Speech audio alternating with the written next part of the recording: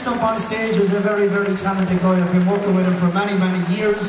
He's not just a stand-up comedian, he can do acting, he can do impressions, he can do sketches. He does absolutely anything. He's so multi-talented. I'm not even going to try and see what he's going to do tonight. I'm going to sit back, relax and enjoy him just as much as you are. He's been here with us for a few years now at our cabaret show. So ladies and gentlemen, let's sit back, relax and listen and have a great laugh over the one and only Konor Halpin.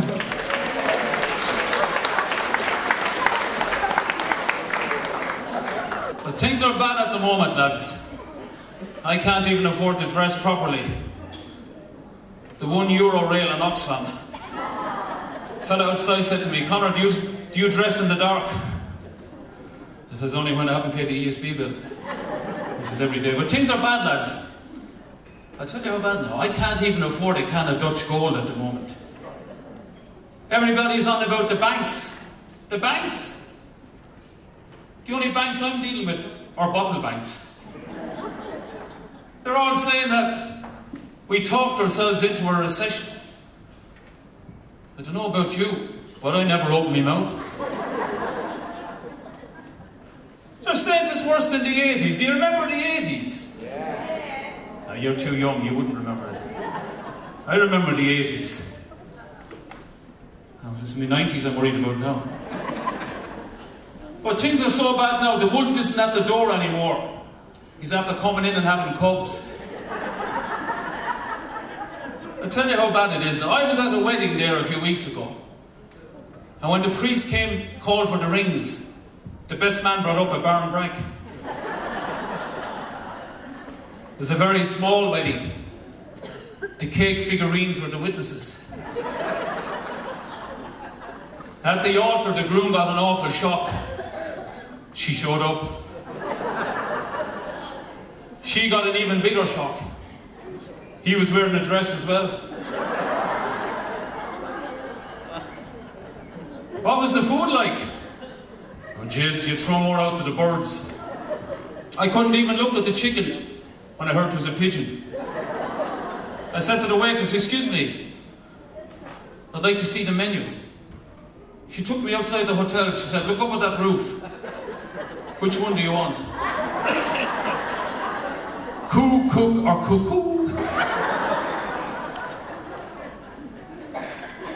I can't even afford proper presents anymore. You come home and say that to the wife and I can't afford it the next time. Oh, she might go along with it. Last Mother's Day, I bought the wife a non-stick frying pan. It stuck to me head with the belt she gave me.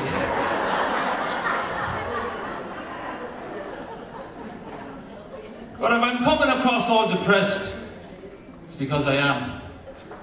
He even went to the doctor. He took one look at me and he says, "Jesus, Halpin, you're depressed." I said, "For €55, I could have told you that." Then he gave me these antidepressants. I said, "Forget it, I have them already. Anti-Mary, anti-Chrissy, anti-Bridie. They depress anyone." I got really down then. I phoned the Samaritans. They hung up on me. I even got some advice from Mabs. Never come in here again. Things got so bad, I ended up at an AA meeting. Was asked to leave and I suggested we go for a drink. Everybody's gone on about the price of drink. This recession would drive you to drink, if you could afford it. Next time you're drinking now, do what the government says for once. Drink sensibly. Get someone else to pay for it. Can anyone here tell me what the hell is a troika? A troika. So every time Enda Kenny comes back from Europe, he says, "We've just contacted the troika. We owe them another 12 billion. Well, Jesus, Enda, it's simple. Don't contact them. As you know, they're trying to downgrade the hospital. Do you know what I think we should do? Put a few TDs into hospital, then you see the hospitals improve, huh? I said to Enda Kenny at that march, I met him, "Excuse me, Enda, you're closing hospitals down all over the country." Do you know what he said to me? "Hospitals are dangerous places. My motto is, Save a life, close a hospital. The golden years, I tell you what, they're very active now, everybody's at it. There's now a new female Viagra out. I'm serious, I think some of you are on it already. You take it with a cup of tea. It's called 50 Shades of Earl Grey. See you around, thank you. Hello, ladies and gentlemen, Mr. Konor